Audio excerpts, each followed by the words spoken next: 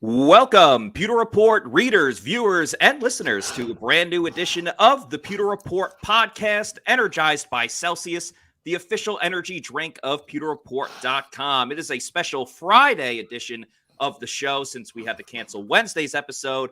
We're going to end the week in a great way with this Friday show, talking with very special guest Tyler Dunne. That's right. He is making his grand return to the podcast. He was on a little while ago with a fantastic article about Carlton Davis, and he has another Bucs article that we will talk about today titled Why the Tampa Bay Buccaneers Believe. So very excited to have Tyler on the show. I'm your host, Matt Matera, if I didn't already say that. So let's get right into it. Tyler, thank you so much for joining us this afternoon. How's it going? Doing well, man. Doing well. Thanks so much for having me back. It's a pleasure. I think that it's just a good time to be a Tampa Bay Buccaneers fan, right? It's a strange time. I'd imagine the diehards are a little tired of hearing the team is going to stink. The players are tired of it, but they don't really give a damn either. So, I think 6.5 months of talking about the games and talking about football and a lot of hot air. We're all ready for the games. So let's go. Exactly. I'm with you. And especially it's annoying when teams are talking negatively about you. You know, like the Bucs obviously last season, it was, hey, they're gonna contend for a title again. And that's kind of nice. You know, it's fun when people are like, you're great, you're awesome. But if you don't live up to it, then you get the downside of it. This year, a complete 180 for the Bucs. New quarterback, Baker Mayfield. A lot of people are doubting Tampa Bay this season, but you got to speak to a couple of Buccaneers in your latest article, which you can check it out on golongtd.com. And of course, subscribe to your podcast as well, the Go Long podcast. We'll jump into that in a moment, but Tyler, we had you on the show before with the Carlton Davis article and we got right to it. So I'm a big fan of origin stories. I always like in a superhero movie or a biography about someone, I feel like sometimes they skip over the beginning to get to the, the main act, which I understand because you only have 2 hours. But for people that may not be familiar with you, can you kind of just give a little background on how you got into writing and starting this website and just how you got into this business, really? No doubt, man. I appreciate it. This is what I always wanted to do. I never really wanted to be anything other than a sports writer. So growing up in Western New York, about an hour south of Buffalo, still live in the area now. I started writing at the hometown newspaper, the Olean Times-Herald, 15, 16 years old. Tried to prolong the football career a little bit. I played a year of D3 football at St. John Fisher, which is where the Bills have their training camp in Rochester. And then realized, you know what, let's go all out with this writing thing. I'm a 7th-string linebacker after playing quarterback in high school. This isn't working out. So I transferred to Syracuse, which is obviously a really premier journalism school. I just thought it'd be a great spot to get better, push myself, be around other people who kind of were chasing the same dream. And at the Daily Orange, the student paper, that's where we all kind of got better and really realized we love this because we want to tell stories. Everybody has a story. And that's like 2010 I graduated. Okay. The business has changed so much since then. It's kind of gone toward the memes and the GIFs and the takes and the fast food, where I've always kind of been on this other track. I've always wanted to write a 4, 5, 6, 7,000 word story that really dives deep and is more of that 24-ounce ribeye steak that somebody can kind of chew into. And I get it. It's different. When people are checking out this story, you get 1,000 words as a free preview. And then if you actually subscribe, there's another 5,000 words after that. So it's a commitment of a half hour of your day to kind of subscribe and read the whole thing. But I think that's what the people deserve. The people who are pouring their hard-earned money into this sport, right, to pay for tickets, to pay for the $12 beer, the $70 parking, to sacrifice all your time. That doesn't even get into the emotional investment that it takes to root for a pro football team. Like, the people deserve more. They deserve to know where these players come from. Where does the Carlton Davis come from in Miami Gardens? A Rachaad White, right? In a JUCO outside of LA, living with the cockroaches and a rusting shower head. Like, these guys have stories to tell, and they want to tell these stories. They don't want to be in these group interviews breaking down the X's and O's every single day. I mean, it gets so monotonous that I'm kind of fast forwarding here, but after writing for the Buffalo News, covering the Bills, the Milwaukee Journal Sentinel, covering the Packers, Bleacher Report for 5 years, doing the whole NFL, I just decided to do my own thing, to go this route. Let's tell long form. Let's lean into that long form hard. And if people want to make that a part of their life, they can subscribe, and that's awesome. And this is my 4th season doing it now, and I wouldn't be able to do it if people didn't want to read. So I'm just so grateful to kind of dive into a whole new market, like this Tampa Bay market, which has been awesome. I got to say, I've been blown away by Buc fans. I didn't really know what to expect when I started kind of doing some Buc features because I'm rambling so much here, so I apologize. No, I'm the same way, so I'm all ears, man. I love hearing you talk, and you clearly see the passion that you have for what you do. I did go to a Tampa Bay Buccaneer playoff game. They played the Redskins, I believe, in 2005. Chris Sims was the quarterback. Yeah. So my brother grew up a Bucs fan as a kid. I was a Packer fan growing up. And so we'd go to Lambeau every other year. And then my dad's like, let's go to Tampa. This is a pretty big game. Yeah. Edel Shepherd. Wintertime, too. Much warmer. Yes. Oh, well, I'm getting to that. So we're like in the end zone, and we thought Edel Shepherd caught that ball, that it was a touchdown. And so everybody's going nuts. Turns out he didn't. They dominated that game. From what I remember, they dominated Washington, and they still lost because of a couple turnovers. They still give Chris Sims hell for that, too. He's a buddy of mine. So anytime I see him, I remind him, hey, that team could have been special. You could have made a run. But as we left that game, I'll never forget. Now, granted, this doesn't speak for all of Buc Nation, obviously, because I see it now. But there were a few fans that weren't really disappointed as we're walking out. They're like, we'll just go to the beach, right? It's a pretty nice day. Let's just go chill. And it was that moment in high school. I'm like, wow, I wonder what Buc fans are really like. Are they passionate like Bills fans, Packer fans? I don't really know. I got to say, rest assured, this offseason, seeing the response to some of the stories we've done, Buc fans are legit and hungry and alive and well. So it's been awesome. Yeah, I to all Bucs fans, I cannot recommend following Tyler on social media. I believe your Twitter is at Ty Dunne, if I got that correctly, on the bottom of the screen, and subscribing to your podcast and your website. And it's true with Bucs fans. They are a very passionate group. And I think what kind of got lost in the shuffle a little bit is before Tom Brady got there, the team was bad for a decade. And it's tough when you have losing season after losing season after losing season to really you're not in the limelight that much. And that's always been the big thing with guys like Lavonte David, who plays at an all-pro level, but just never got the national attention because they're not putting the Bucs on national games on Sunday night or Monday Night Football because it's a losing team.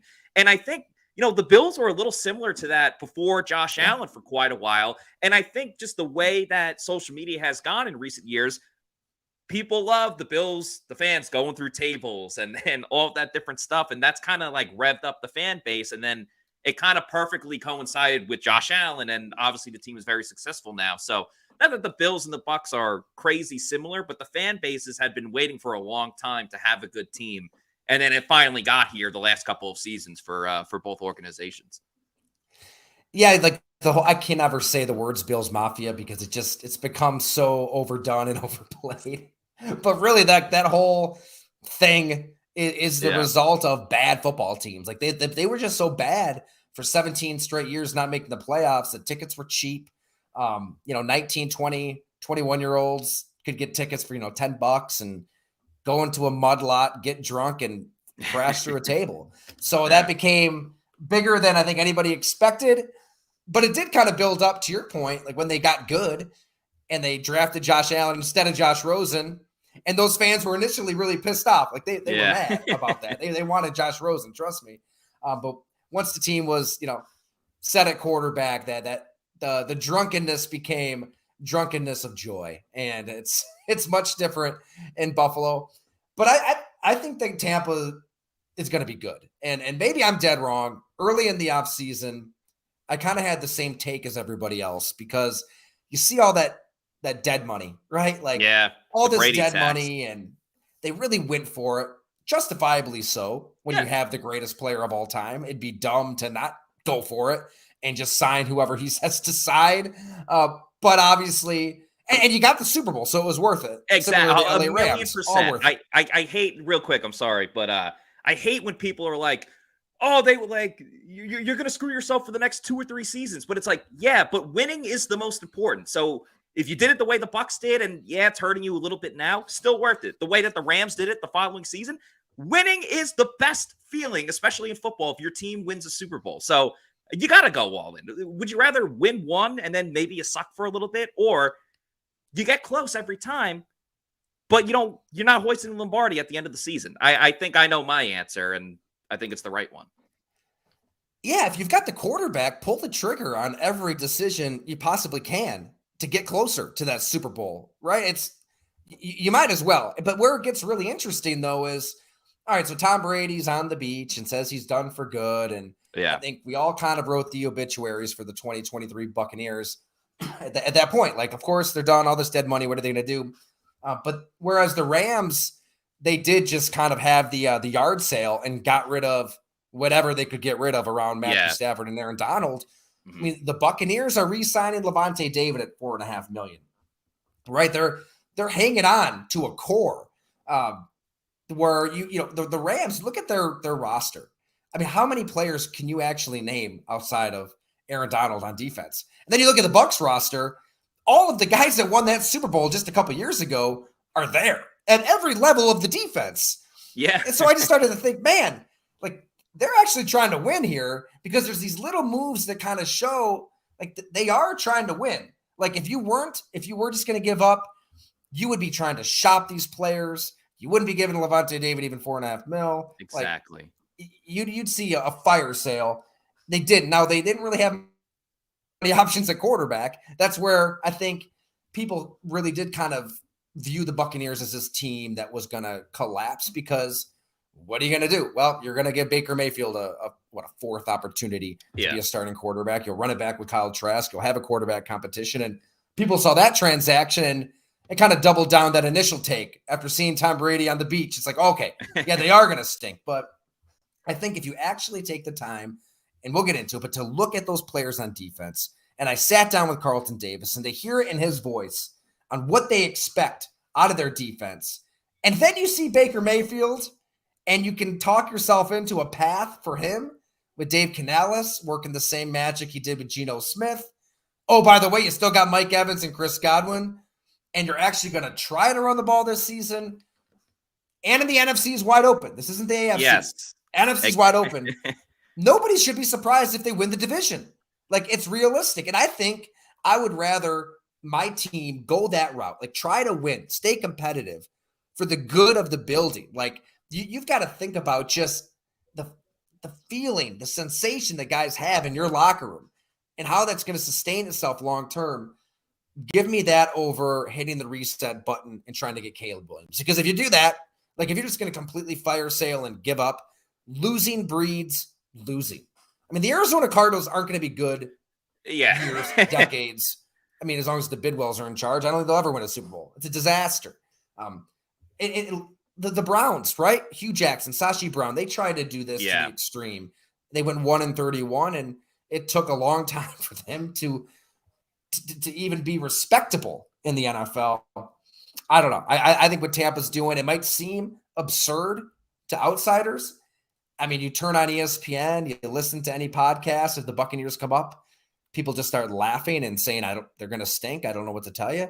But I think if you really do look at it and dissect it, I'm not just pandering here. I really think they're going to be good. No, and I'm glad you're saying all this coming from Buffalo, not being in the bubble of Tampa, because I think it's easy from the outside to, like you said, quarterback's the most important position in football. Oh, they got Baker Mayfield as the quarterback, Kyle Trask, very unproven. It's easy to say, oh, well, they're going to stink this year. But it is the core nucleus of the 2020 team. Vita Vea is still there at nose tackle. Carlton and Jamel Dean. Why would they re-sign? You mentioned Lavonte David. Why would they re-sign Jamel Dean, who's way has so much more of his career in front of him? Why would you re-sign him if you don't think you can compete this year? The NFC, it's the 49ers and the Eagles, whichever way you want to rank them. Those are the top two teams in the NFC. Outside of that, you're kind of rolling the dice, especially in the NFC South. So I'm glad you brought up that this team's still going for it, especially with the addition of Dave Canales and the fact that they're going to recommit to running the ball with Rachaad White as your RB1. So let's get into your article a little bit. First of all, you obviously had an amazing article about Carlton Davis. This one dives into a little bit of a different subject, almost kind of branching off of one part of the Carlton Davis article about how we're going to show people wrong and everything like that. So what compelled you to write about the Buccaneers again with this article? And you also had a Cody Mauch article earlier in August as well. And everyone loves Cody Mauch. So just curious about that. Yeah, I think we have to give Carlton Davis some props here first. Just maybe from a journalistic perspective that nobody cares about, but it's worth noting that the way Twitter, I guess X now is, and the way the news cycle is in the off season, you've got 6.5 months of BS mostly. There's a lot of dead air. So a lot of that dead air needs to be filled with topics and talking points and news. The NFL is king. People would rather hear pundits break down, the third string running back competition in a market than whatever the Major League Baseball teams do. Whatever. Yeah. I get it. But I think that so when you get a player to sit down and really dig into a topic like Carlton Davis' life, I mean, it was bigger than the rude awakening and we're going to wreck shit and all that stuff. When you get into that and then they're honest, they say how they really feel, and then it gets out there into that dead air, into that space, and it takes off like that did. I mean, hell, it was all over ESPN, SI, NFL Network. Carlton Davis said, if you think we're done, basically, without Tom Brady, that the league's in for a rude awakening. And I'm sorry, I don't know if I can swear on this podcast, but there were a lot of swear words. Yeah, and he said, we're going to wreck stuff. You could say shit. You could say wreck shit. Okay, we can say shit. All right, it's a shit-friendly podcast. Good. But yeah, there were some F words in there too. But he put the NFL on notice. We're coming. Look out. And so it goes viral. It goes crazy. And, he stood by it. He wasn't tweeting, I didn't really mean to say this about Tom, and I was taken out of context. No, he said what he said. So that was great. Because I'll tell you what, I do a lot of these profiles, a lot of these stories. There are times Raheem Mostert for the Miami Dolphins being one of those players who says something pretty innocuous, right? We've got a quarterback who can actually sling it when I did a Tua story. 49er fans lose their mind, and he backtracks. He says he was taken out of context on Twitter, that I didn't put in all the stuff he said about Jimmy Garoppolo, stuff that did not exist. And I had a relationship with Raheem. I did a fefeature on him at Bleacher Report. Love him. Great guy. Crazy story in his own right. But he backed down and when everybody's tweeting at him. So I just got to give Carlton Davis some credit. To say something pretty bold, for it to take off, and to not do that, power to him. But then what blew my mind was, okay, all right, that story did pretty well. I figured let's do a follow-up. Let's really look into the Tampa Bay Buccaneers and see if he's onto something, right? Does everybody else feel this way? Is this one player with a rogue opinion that all these other guys, coaches, players are just going to reach for the fire extinguisher and try to put it out if you talk to them? And it was not the case. I talked to Dave Canales for, 30, 40 minutes. Rachaad White, Antoine Winfield Jr. Who the hell else did I talk to? Chris Godwin. Yes. Zion McCullum. I mean, everybody really does stand by Carlton Davis. And it's not just a matter of, he's our guy. It's no, we believe the same thing. We believe that we're not anybody's underdog, by the way. We're not going to use this as motivation. I think that's where people might get this twisted a little bit. They don't see all of the Super Bowl odds and hear Damian Woody trash them, or they don't hear this and then use it as fuel. It's no, we look around the locker room, as Dave Canales said, and we see who's on that defense. We see the kind of talent we have on this offense, and we're nobody's underdog. We don't expect to lose. We expect to compete with the talent that is on this roster. So it was really fascinating from a psychology standpoint to see where the Buccaneers are coming from. And then from there, we kind of launched into, okay, how does this work then? Right? How do you win? And so if people subscribe to the story, golongtd.com, it's for our paid subscribers. We kind of lay out the blueprint, and we can talk about it too, of how the Buccaneers do really intend to put Carlton Davis's warning to the rest of the NFL into tangible action. Yeah, and Carlton, like you said, he stands by everything that he says. He'll say it in the locker room too, with a camera in his face, not just something, off to the side. no matter who the matchup is that he's going against. But you mentioned Dave Canales, and I've been a huge fan of Dave Canales already, just from press conferences, getting to talk to him a little bit. He's so positive. He's so upbeat. And Todd Bowles, nothing against Todd Bowles, but Todd very much, even though he's not under the coaching tree, he comes from the Bill Belichick school of like, I'm not going to give away too much.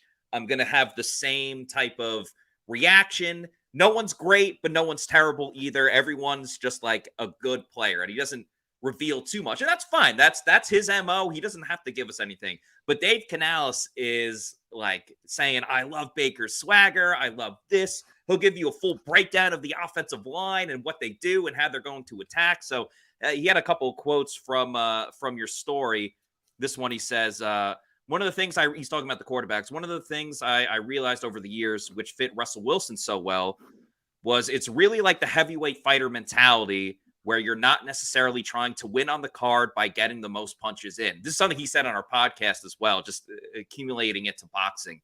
It's keeping your gloves up. It's having the right fundamentals. And then when the opportunity strikes, you take your knockout shots. That's going to be what we try to do here. And I just loved that analogy because it is true. Because he said this on our podcast. He goes, when you watch a fight, it's body blow, body blow, body blow. How many times are they really going for that haymaker? How many times are they really trying to knock the guy out? It's only 4 or 5 times. But in a football game, if you hit those haymakers 4 or 5 times, that's 35 points right there. That's a pretty damn good day for the offense. I'm really glad you pulled that quote out too, because I thought that was telling. You know, a lot of these offensive coordinators, defensive coordinators, if you discuss a game plan or how will you attack teams this year, it's going to be a trip down word salad lane. It's going to be a lot of jargon and circle talk, and you'll transcribe and be like, what the hell is this? Like, this is nothing, right? This is just some motivational speech of metaphors and nonsense. Dave Canales really does specify a lane for the Tampa Bay Buccaneers offense this season. And that's it. Because I think if you first start to hear him explain how the Tampa Bay Buccaneers can win this year, you might roll your eyes, right? We want to run the ball more. We got to get those attempts up. We got to try. He comes from Seattle. That's a team with Marshawn Lynch that did try to brutalize defenses and wear you down and then work the passing game off of that, because every analytics person will tell you, it's a myth, right? The whole run to set up the pass thing, it doesn't exist anymore. And I don't want to completely dismiss DVOA and all the metrics out there. That they can be useful tools. But I think that, it's not one size fits all. Every team is different. And for this Tampa Bay Buccaneer team, first of all, they have to run the ball more than they did. Yes. They barely even tried last year. Granted, they weren't very successful, but you got to try. Even a Chris Godwin, who would obviously not benefit from a team running the ball more, said, we need to run the ball more. So it starts there. But Dave Canales kind of started saying, look, it's not a matter of being conservative. It's not a matter of just kind of plugging away nonsensically, against a wall again and again and again, 3 yards in a cloud of dust. We're going to be smart with it. And it's patience. And the way he even said this out loud, he goes, I'm kind of talking myself into this to kind of remind me, stay patient with the run. Remember what you were thinking at your desk with a cup of coffee when it's, AC's on and you're feeling good. Stick with that plan, because if you are patient, those deep shots are what can change the game. I mean, you do see it on some of these offenses with some really good quarterbacks here in Buffalo at times. Obviously one of the best offenses in the NFL. Yeah. But there were stretches when they did try to throw downfield way too often. Mm-hmm. And you become predictable. Teams can kind of tee off. You completely lose that unpredictability factor with it. So they know if they can get Rachaad White going, and by the way, I hope nobody in my fantasy league is hearing this, draft Rachaad White. He's going to get the ball angry a lot I didn't. this year. I'm so angry I did. I was maybe I can wait one more round. And no, he got taken. So, but it's going to start there with him. And then, like that heavyweight boxer, they're going to find an opening at some point, and they believe Baker Mayfield can still throw a pretty deep ball, that he still has a strong arm. Lord knows he has the receiving talent to make defenses pay. It's not archaic. It's not out of, Paul Brown in the 1950s. I think this can work. Again, in the NFC. The NFC South. Yeah. This can work.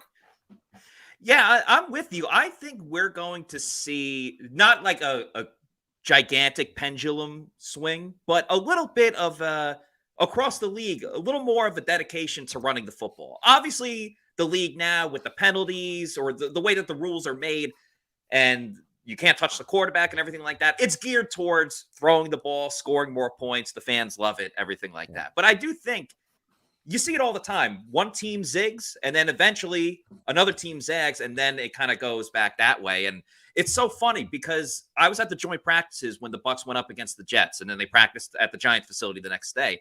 And we spoke to Mike Evans and Chris Godwin after, and we're asking some certain things. How do you think the offense looked against the Jets defense, which the Jets have a pretty damn good defense, especially up front. And it's one thing when the offensive coordinator or the running backs or the offensive linemen were like, yeah, we ran the ball pretty well. But when Mike Evans and Chris Godwin are going, we were great in the run game today, when they're not even getting the football, I think speaks volumes to obviously what Canales is trying to implement this season. And Canales, I've called him the human Celsius because he's just so energetic. He's so upbeat. And of course, Celsius is the presenting sponsor of the Pewter Report podcast. There are so many awesome different flavors. Their newest one right now is the Cosmic Vibe. It's a sparkling fruit punch. You'd also get the sparkling lemon lime, sparkling orange. Arctic Vibe's my personal favorite. Also been drinking the sparkling lemon lime. You really can't go wrong with sparkling cucumber lime. A couple different limes, but that's what I'm saying. They have so many different flavors. There's no sugar, no post-energy drink jitters or crash that you might get with another product out there. So if you need to know where to get a Celsius energy drink, go to the store locator on their website, punch in your address, and it'll tell you the closest geographical location where you could pick a Celsius energy drink up, whether that's your health and wellness store, Walmart, Target, 7-Eleven, or your bodega, which Scott Reynolds loves when I say that. And then when you know that you want more Celsius energy drinks and you don't want one, you want to get them in bulk, that's when you get the variety pack, because variety is the spice of life. You go over to Amazon, click on the subscribe and save. You can have it sent to your residence every week, month, quarterly, yearly, whenever you want it. Just make sure you're drinking Celsius energy drinks. Make Celsius your number one pick. Celsius, the official energy drink of PewterReport.com. I want to get to another quote from Dave Canales. It's kind of like what you were talking about earlier. He says, I don't see myself using that underdog narrative as a motivation for my guys because as we sit here talking to them and looking around the room, the guys look around to each other and they see the names at different positions, and there's not a feeling that we're the underdog. I understand people are writing headlines and doing all that stuff. For our group, it doesn't feel like that. Just curious, after talking to him for as long as you did, what's just your impression of Dave Canales? What do you think of him as a person, as an offensive coordinator, and what he could do for the Bucs this season? Wildly impressive. I think that this is, as you said, the human Celsius. He's got energy, right? He's got a plan. He's been waiting for this opportunity. He was in Seattle, I believe, 2010 on. So yeah, he was there for a while. Seen a lot. Yeah, he saw. I mean, he was there 2 years before Russell Wilson was even drafted, I believe. So he's been there a long time. I think that not only was he around Russell Wilson, but that work with Geno Smith is so relevant to everything we're talking about here with the Tampa Bay Buccaneers. Look, they did have a little bit more time together. They had 3 years. Right, 2 of those years working behind the scenes before Geno takes over, wins NFL Comeback Player of the Year. So there were a lot of practices where Geno's working on specific throws that Russell Wilson was working on during practice. They're walking off the practice field. They're having this continuing conversation about here's what I like, here's what I don't like, here's what I do for this cover.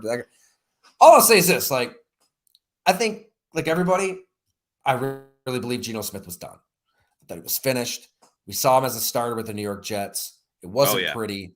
I wrote this in the story, but there was a moment where I was just talking to him one-on-one in the visitors' locker room here in Buffalo, New York, where Ryan Fitzpatrick was the starter by then. It was like year 4 for Geno. a year after IK Anapali, his own teammate, socked him in the jaw, which opened up the door to Fitz, which led to Fitz getting the contract. I think we all thought Geno was done then, and he was pretty bold then, right? Had kind of the same tone that Carlton Davis has now, where he said, this is not it for me. I'm not done. I'm still a starter. When I get my shot, I'm going to shine. I just didn't think that was in 2016, and it took until 2022 for him to really get that shot. It took going to the Giants, going to the Chargers, going to the Seahawks, and best of all, linking up with Dave Canales. I think, and I've independently talked to people around the situation, somebody who knows Geno Smith really well, actually, and works with Geno Smith, and it is critical of coaches in the NFL, and Quincy Avery. He's a private quarterback coach for a lot of these guys. And I said, hey, what's your take on Dave Canales? He goes, oh, he's good. Like, he was good for Geno. That gives me hope in Baker Mayfield. I'll admit it. I've been a Baker guy since Oklahoma. I think the intangibles matter at that position. I mean, you have Andy Janovich saying, look, this is the Browns fullback. I was talking to him once. He said, look, you could cut Baker Mayfield's you-know-what off, and he wouldn't say a word. Like, guys love him. That stuff matters in a huddle. I think getting with this coach is going to be his best possible chance to really rectify what a lot of us thought would be a long-lasting NFL career. So love the fit, love the weapons around him. Look, we can't be all roses and rainbows. Sure. Guys here. The Ryanson injury is a big one. Like, you can want to run the ball all you want, but you need the dogs up front. They're going to be running behind Cody Mauch a lot. But I should ask you, like, what's their plan post Ryan Jensen? Like, how worried are you that he might not play football again? Oh, I'm going under the notion that Ryan Jensen is unfortunately never going to play again. Because the issue with his were they prepared for it though? Like, did they have a plan? Yeah. So the benefit. Listen, it's a terrible situation with Ryan Jensen. All-time great guy, awesome offensive lineman, brings that like tenacity and that attitude that you want from an offensive lineman. But he got injured in the first or second practice in training camp last season. So Robert Hainsey, who played at Notre Dame, he's been on the team for a couple seasons. He was the starter at center last season because of Jensen's injury. And Hainsey, I thought, did a solid job. Was he great?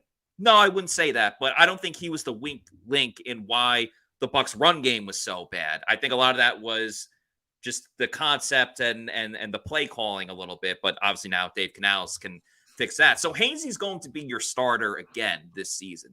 I feel okay about it because he has all that experience from last season. Now, where it gets a little dicey is clearly you'd rather have a healthy Ryan Jensen versus Robert Hainsey, even in year 2 as a starter.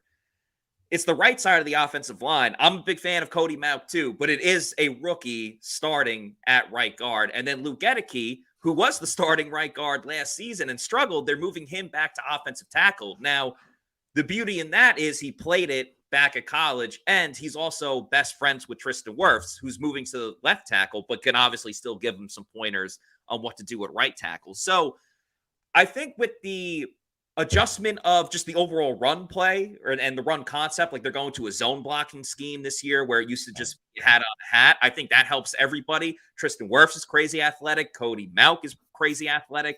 I think Gedeke can move a little bit better than people realize.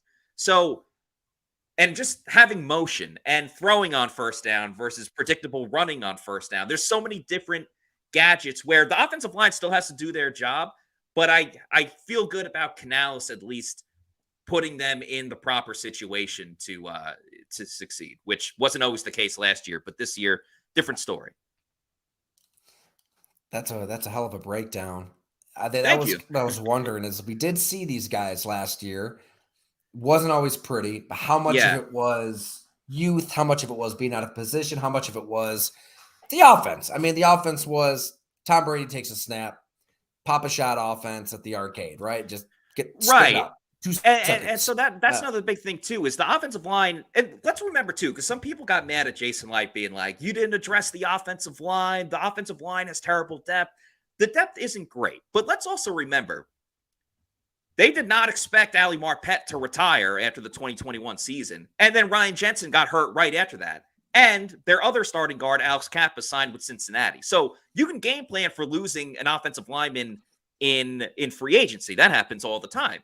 But then to lose Ryan Jensen and Ali Marpet unexpectedly retired, now you have to replace 3 offensive linemen. And they drafted Hainsey 2 or 3 seasons ago. They drafted Luke Gedeke last season, and they drafted Cody Mauch in this draft. So it's not like that they haven't addressed the offensive line. It's just sometimes you have really bad luck. And losing your 3 offensive linemen, they had to trade for Shaq Mason, who's no longer with the team. They traded him in this offseason. So you do have a revamped offensive line. Mauch is new. Matt Filer at left guard is new. Wirfs at left tackle is different. And obviously Gedeke moving to right tackle. He did it a little bit in the last game of the regular season. So it's definitely going to look way different. But to get back to Baker Mayfield real quick, his leadership, one thing that we noticed right away at practice was even during warmups, when everyone's stretching, he's not warming up with like the wide receivers when you're doing the walkthrough and lifting up your leg and stuff like that. He was right in the middle with Vita Vea and Logan Hall and a lot of the big defensive linemen. And that's like just him trying to build chemistry with literally every single person on that team, which I think is going to take him a long way. It's not going to take him all the way. Obviously, he's still going to have the skill set. There's also something I want to run by you. You can be brutally honest. If you don't like it, be honest with me. I'm trying to get this saying off the ground. Obviously, with Russell Wilson, it was let Russ cook. I'm trying to get let Baker bake become a thing if he really pops off. Your thoughts? I don't know if you want Baker to truly bake, though, because I hear that and I'm thinking Baker Mayfield's throwing the ball 45 times a game. I don't think that's going to be the formula for Tampa Bay. If we're really getting down to the nitty gritty, it's catchy. You have the alliteration. Yeah. I think the execution of everything on the field isn't what you want. You make a good point, though, on the chemistry, because, the older I get, I've been bald for a while, so I am getting old, 36, and, you're in these locker rooms and you talk to coaches and players. All that stuff matters. Yeah. Football isn't played in a mathematical equation. It's different than baseball. You can't measure the good players and the bad players off of whatever a spreadsheet tells you. Like, yeah. It's just there's too much of a human element to it. And the league is so set up for everybody to go 8-9, 9-8, right? Half the teams in each conference just about make the playoffs. They added a game so you can start 2-6, 2-7 and rally like Jacksonville, Detroit, Pittsburgh. Like we saw a lot of that last. It's just a longer season. So when the season is like that, and Press Taylor, I can't even really take credit for this point, the Jaguars offensive coordinator, he's the one who said, look, in a league that's set up for everybody to go 500, like character is a competitive advantage. Like who on your roster is going to plow through adversity late in the fourth quarter when everybody's on E, everybody's dead, it's 4th and 2, you need 2 yards, you got to stop the other team from getting 2 yards. 3 plays in just about every game decide the game. Right? It's the league is just so watered down and everybody's so talented and it can go one way or the other. Like, you can't measure that at the combine. You can't just throw it into a DVOA. Like, who at a very personal level is willing and able to just smash through that adversity? Give me a Baker Mayfield who's doing that kind of stuff, right? Like, chemistry matters. Fighting for the guy next to you. It's not corny. It's not cliche. You do need a team that can come together in an intangible way to get tangible results. I think the Bucs look for the right kind of players. The Detroit Lions, I did a series on them and the DNA they look for in a team. They go to the extreme. I love the Lions this year. I think they're going to get to the NFC Championship game, maybe the Super Bowl. But the Bucs do kind of get that with some of the players they have. I appreciate your sentiment on that because I respect analytics. I think it's an extremely important part of the game that should not be ignored. There are times, though, I think we skew a little bit too much towards analytics and forget that there are other variables. And I think a great example, and this is back in the day, but Mike Allstott, all Bucs fans know and love Mike Allstott. When he's in the game and he's about to smash people and run them over, you can't tell me that the offensive line isn't like a little more jacked up going up against the defensive lineman in front of them. Or you make a big play and that fires you up and then you're ready to go for the next. Mike Evans makes a one-handed catch and you're ready to go for the next play. you can't quantify that in one way or another. Or, if a guy has a personal issue going on at home, does he bring that to the field? Like, there's so many things that you can't have a stat on and things like that. And I'm not saying we should get away from analytics. I'm just saying the DNA, the chemistry, the camaraderie is a huge part of it, which is why I think helped the Bucs in 2020 when they won the Super Bowl, because they really got together at the end of it. I got one more question about the Bucs offense, and then I want to talk a little bit about the defense, because you did speak to Antoine Winfield Jr. and guys like that. But Rachaad White, man, he's been on the show. We have a great relationship with him, between him and Pewter Report. Obviously, you had the big line in the beginning about just being at that school and the living arrangements. He had this quote as well, talking about how everyone's doubting the Bucs, saying we were 32nd in the run, but let's not be 32nd in attempts, and talking about the run game too. You got to stick to it. There's going to be rough games, but you got to stick to it and grind it out, and it'll all look good at the end of the game and at the end of the season. We're going to run the ball a lot. It's going to be a new look, and it'll be what's the best look for the 2023 Tampa Bay Buccaneers. We're going to be a real physical offense, real nitty-gritty, and that kind of goes to the DNA stuff that we were talking about. But with Rachaad, you put it at the beginning of the story, with living in a cockroach-infested apartment with so many different teammates. Did you know you were going to put that in early? Like we were talking about, where if you don't subscribe, you only get a certain amount of it, and then you go the rest of the way? Yeah. So, I mean, I hung out with Rachaad White a year ago. He has since moved to a different place in Tampa, I believe. He had just moved into an apartment not far from the stadium. Got together with him, and gosh, we probably chatted for 2+ hours, and he's as you put, A+ human being. I always hesitate because you never really know these football players, what they're like as people. Sure. I think I've been burned a few times. I can pretty confidently say here on Pewter Report, Rachaad White, unbelievable human being, genuine as they come. And he started at the start. I mean, I linked it. Once you subscribe and read the story we're talking about, it should be in there as well. The feature I did on Rachaad White. And I mean, his life is unbelievable. Maybe he even got into it on your show, where, I mean, he's growing up in Kansas City, witnessing murders. Yeah. A car basically just rolls up on his grandmother's front yard. He just sees the life leave somebody's body. Saw 2 other murders he didn't even get into. A crazy injury in football at a young age too, where his rib almost punctured an artery that really could have done some damage. Yeah. And then, he bet on himself. That's the whole point of the story. I mean, he went to a JUCO, living with the cockroaches, busted into a place that a guy got evicted from because he was homeless himself. So I didn't really, to answer your question, I didn't really know how it would lead the story and get into the Tampa Bay Buccaneers master plan to win this year. And then it just kind of hit me that world that he was in at Mount Sac, about 25 miles outside of LA. That's kind of how everybody pictures the Tampa Bay Buccaneers in 2023, living in total squalor. Yeah. Absolute filth. Nobody thinks they'll be any good. It's going to be like that. And oh my God, when they got into the house, a bunch of guys lived there before. Just that it smelled like total BO. Yeah. No AC, so it makes everything worse. Just trash everywhere.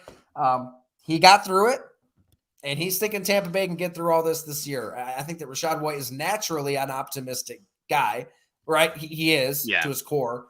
But it was a little extra in our conversation. He was really feeling it in 2023 and where he thinks this team can go. Yeah, the imagery of what you were writing about was absolutely fantastic. So I'm not going to take my hat off, but my hat's off to you. Thank you on that. And Rachaad, everything you mentioned about the upbringing, the things that he witnessed, the things that he went through, you would never know talking to him, because he's the most humble guy. He's just so grateful to be there. So very interesting seeing another side of Rachaad White. We got a couple super chats to get to. Appreciate everybody that has hit us up with the super chat.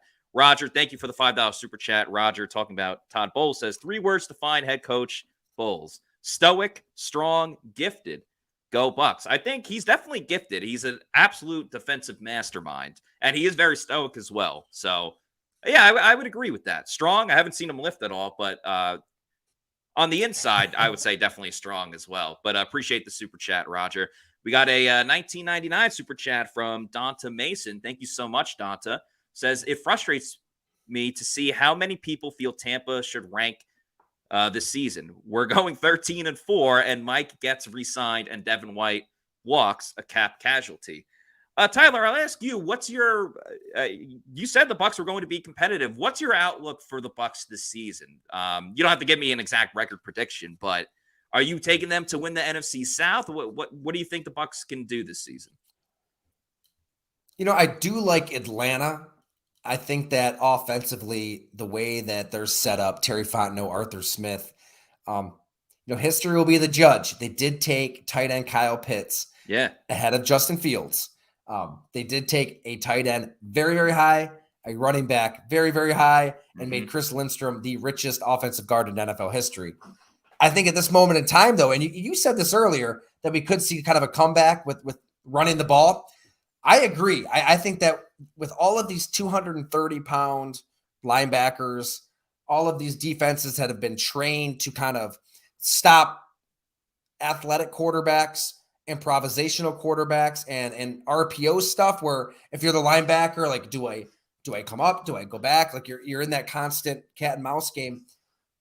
Now that the NFL's kind of been in that world for 5 years, since Philly won that Super Bowl and the RPOs were what they were. Yeah. I think there could be this counter punch where, okay, Arthur Smith, Terry Fontenot, Atlanta Falcons, we're going to draft Bijan Robinson. We got Tyler Algier. Algier's pretty damn good too. Don't sleep on him. Cordell Patterson, rookie last year. Yeah. Cordell Patterson, like, the way he can scheme things up and use misdirection and motion guys and jet sweep guys around. Like, I don't know if the NFL's really prepared to stop this offense, let alone contain it. So I like Atlanta in the NFC South, but I think that Tampa's going to be right there. I think Tampa can go 9-8. I'd go 10-7. Like, I think the Tampa Bay, like you said, like 6-7 guys that are still core to that defense. If they can stay healthy, Devin White is happy for now. Yeah. Like, he's got every incentive to have a career year. Yeah. Like, whether he's back with Devin White, whether he's back with the Bucs or not, he should have a great season. What do you think about this being a human game? That's as human as it gets. Like, you have millions of dollars on the line. You want to be an $18 to $20 million linebacker, have the career of your life. And we've seen it. He was the Mahomes antidote. Like, he can be the best linebacker in football. So for this season, sign me up for Devin White and Carlton Davis and Antoine Winfield and Jamel Dean and Vita Vea and Shaq Barrett, who, holy hell, what he's been through this offseason. Oh, my God. I think that there's a lot to love with this defense. And, give me 10 wins, because I don't think if the offense is middle of the pack, I think that's enough to get the 10 wins. And I think Dave Canales is bright enough to get you to the middle of the pack. And that's all the offense has to be, is middle of the pack. They don't have to be the greatest show on turf or anything like that, because the defense is going to, take this team a pretty long way. And, it's unthinkable what went on with Shaq this offseason. My heart still goes out to him, but, he's there every day. He's in a pretty good mood considering what he's gone through. And football-wise, he looks great. He's moving around. Like, you would never think that he had an Achilles injury. So, the addition of Shaq Barrett coming back is definitely something that's important for the Bucs. We got another super chat real quick. Callie Bucks, thank you for the super chat, says, Glazers, pay Mike Evans. That's obviously been a big storyline. We'll talk a lot about that on next week's show as well. What about the Saints? The Saints are, I think, amongst Bucs fans, are the most hated NFC South team that the Bucs face. What's your outlook of them for this season? I respect the hustle. They're another team that easily could reset, have a 5-year plan, a 3-year plan. All they do is restructure contracts every year. Yeah. It's kind of funny. Like, they just move money around and convert to signing bonuses and just push the problems down the road. And they go with Derek Carr, who I don't talk about A+ human being. Anybody who's ever been around Derek Carr, I did a big feature on Zay Jones at Go Long this offseason as well when I was down in Florida for that trip. I mean, he tried to throw himself out of a building 30 floors up.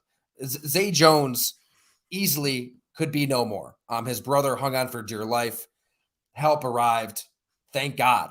But he really credits Derek Carr as somebody who helped him get out of that personal hell, in depression, in a really, really bad place, obviously on some drugs that night, not being around the right people. And kind of getting off the rails here on Derek Carr. No, I just think it's worth noting. Unbelievable human being. As a player, man, I don't know. I think you saw some regression last year that would concern me a little bit because I get it. Josh McDaniels' offense isn't everybody's cup of tea. A lot of verbiage. It's really difficult to learn. It's tough. But you still had Davante Adams, your best friend in football out there, a top 5 receiver, and you saw some considerable statistical regression. You know, that Steelers, was it Christmas Eve, Christmas Day games in my mind where it was ugly for Derek Carr. I don't know. He's got some weapons, man. Chris Olave, Michael Thomas, if he's healthy. I'm sure Bucs fans aren't. Don't tell Carlton Davis that. Don't tell Carlton Davis that. Slant boy. Yeah, slant boy. So I don't know. I think that Dennis Allen left a lot to be desired with some of his decisions. I think they're a 6-7 win team. I think the Tampa will have their number this year. Interesting. Because they even last season, the Bucs beat them twice, but it was not easy in either one. The first one was the second game of the season. Jameis threw picks at the end. The Bucs didn't even take the lead until the fourth quarter. And then the home game, Brady, it was like the story what it was the whole season. The defense keeps them in the game. The offense struggles. And then Brady goes 2-minute drill because he gets to call the plays in the 2-minute drill. And miraculously, the Bucs score a touchdown and win the game. So it's never been easy for the Bucs against New Orleans. Yeah. Oh man, you're right. There's been some ugly games. Yeah. And then Brady's first season on Sunday Night Football, I don't remember the exact score, but it was like 35-3 or something like that. It's been ugly when the Bucs and Saints get together, whether the Bucs win or not. So we'll see who will be the underdog in that one. Speaking of underdog, still got a little more time left if you want to participate in Underdog Fantasy's Best Ball Mania, which is coming up pretty soon. It's a lot of fun to get into. $15 million in total prizes. $3 million goes to the first place winner. You just draft your team, you set it and forget it. That's the fun of it. You don't got to worry about the bye week or making trades or anything like that.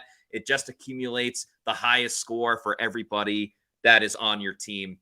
It's a $25 entry. If you don't want to do Best Ball Mania, they have a bunch of other different tournaments that you can do. There's a regular season pool. There's a playoff pool. You could do over-unders if you want as well. Yeah, $5 million for the regular season, $10 million for the playoffs. You could do over-unders. You could do rivals. So many different picks to choose from. If you want to play against Pewter Report in this league, I'll spell it out for everybody that's listening to on audio. If you want to play against Scott, it's SR, pewterreport.com. Just email us, and we'll let you know further details. I am Matt at pewterreport.com. Josh Capo is josh.capo, Queipo at gmail.com. Or if you want to play against Bailey Adams, he is Bailey J. Adams 22 at gmail.com. So check out Underdog Fantasy, start playing, and play against Pewter Report if you want as well. I did say I want to talk about the defense. We did a little bit, but you spoke with Antoine Winfield Jr.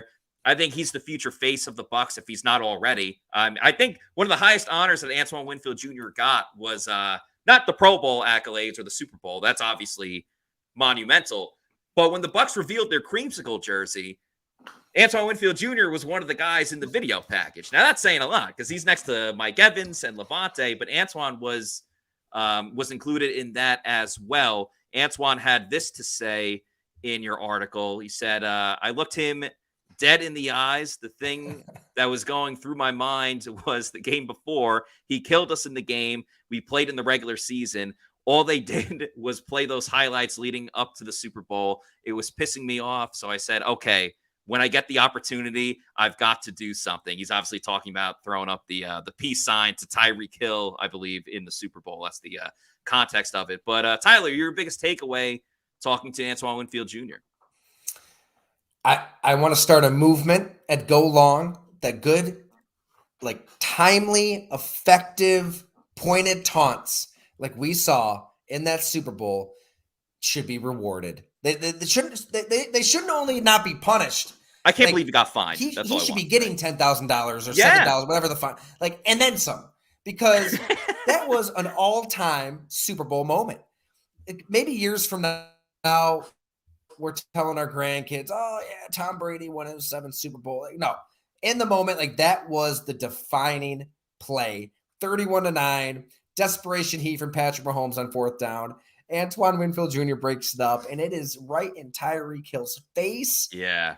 Tyreek Hill has done that, running away from defenses throughout his career. And as Antoine said, he did it to us like earlier that year when he was burning Carlton Davis in that game. So to do that in that moment, like the icing on the cake, Super Bowl win locked up, it was beautiful. It was a beautiful work of art for Antoine Winfield Jr. Just a chef's kiss that was worth every penny of that fine. And, the NFL is just awful, and they don't know how to have fun. And it's a lot of suits making decisions that shouldn't be making decisions. And it's just, right, they're trying to take the emotion and the passion and all of that out of the game. Like, this would be the quickest way to kind of snap back the other direction. Just reward that. So, yeah, that was my takeaway from Antoine Winfield. And he laughed. He agreed. Yeah. He hopes for he has a dream that the NFL will be that one day. It was a beautiful moment. It was poetic. I'm still angry that he got fined. Why is he getting fined for doing a move that Tyreek Hill does all the time? Why is it okay for Tyreek Hill? Right? When he did the finger wag, and then other people would get teased if they did it to him. I think Jordan did it once, or Shaq or someone. They did it, and then it makes no sense. It's the closest thing we'll get to, and I don't know if you're a wrestling guy or not, but it's the closest thing we'll get to one of the WrestleMania main events when it was The Rock against Stone Cold, and The Rock hit the stunner on Stone Cold, and then Stone Cold hit the rock bottom on The Rock. It's the closest thing that we'll ever get to that. But yeah, I mean, that was an all-time moment for Antoine Winfield Jr. As we wrap things up, Tyler, give us a Super Bowl prediction, or maybe not a Super Bowl prediction, but something you're leaning towards this season. I think this team's going to be on the up and up. I think this team might fall back. Just anything that's in your head about what we might see this season from a team. Yeah, like anybody, predictions. I'm not, a sorcerer by any means. But I like Detroit. I think that San Francisco is going to fall off. I think that Kyle Shanahan is an X and O genius, obviously. Yeah. He can plug a play into his quarterback's headset every play of every drive, tell him where to go with the football, and that's going to win you some games in the regular season.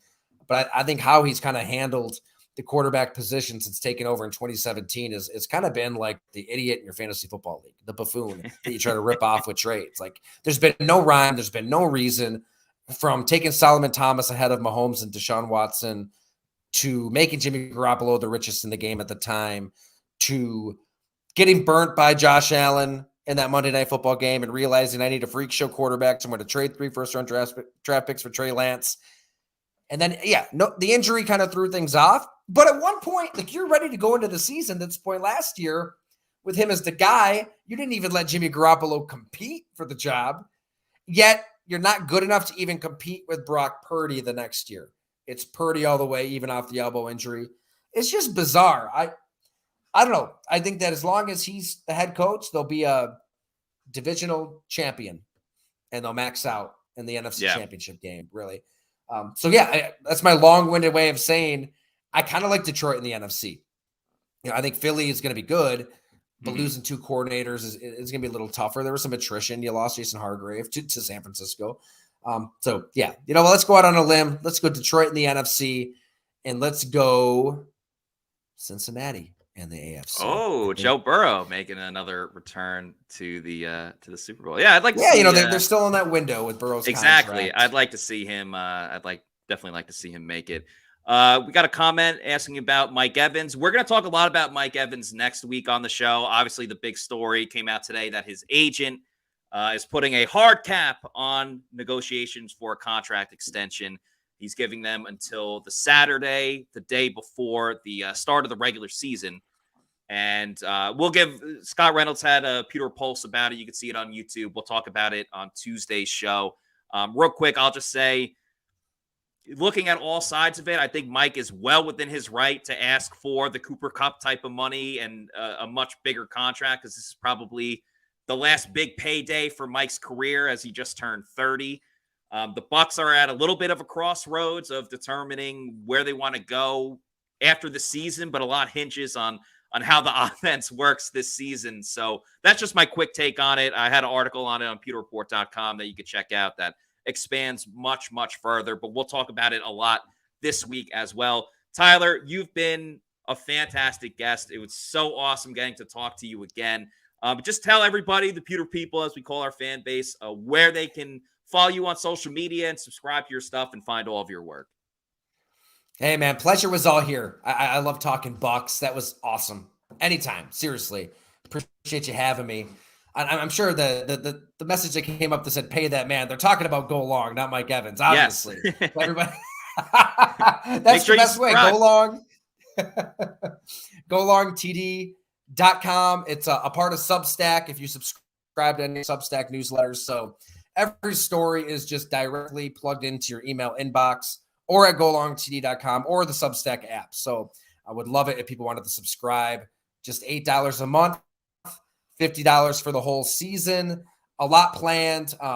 Obviously, the emphasis on long-form journalism, the Palace intrigue, deep dives into teams. If you want to go beyond the 1,000 words that we have up on that Bucs story now to get the full 6,000-word story, would love it. You'll see it. Our illustrator's awesome, by the way. We talk about my ideas, and he just kind of conceptualizes it and does a freehand illustration. So he's got like Tom Brady walking off in the desert. This Buccaneer team left for dead, but there's Baker, Chris Godwin, Rachaad White running off to win this season. So would love it if people want to subscribe. If so, we've seen a good influx of Buc subscribers. That's all the more reason to head back down to Tampa and tell some more stories. It's a fun team, a ton of personalities. So thank you everybody out there for supporting our work at Go Long. Absolutely. Could not recommend more checking out all of Tyler's work. And so make sure you're following him.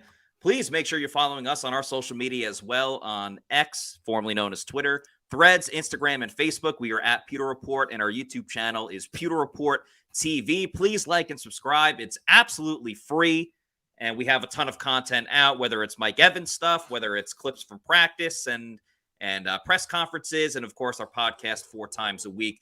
Just a reminder for everybody, we will not have a show on Monday. The Bucs will have a practice. We'll be there at practice, but we're not doing a podcast on Monday with Labor Day weekend. We will have shows Tuesday, Wednesday, Thursday, and then, of course, on Sunday when the Bucs play the Minnesota Vikings. The season is here. I cannot believe it. So awesome. We're also going to have a Pewter Game Day show as well. We'll talk more about that next week. But in the meantime, for Tyler Dunne, I'm Matt Matera saying thanks everybody for watching. Have a great Labor Day weekend, and we will see you on Tuesday for another edition of the Pewter Report podcast. Out.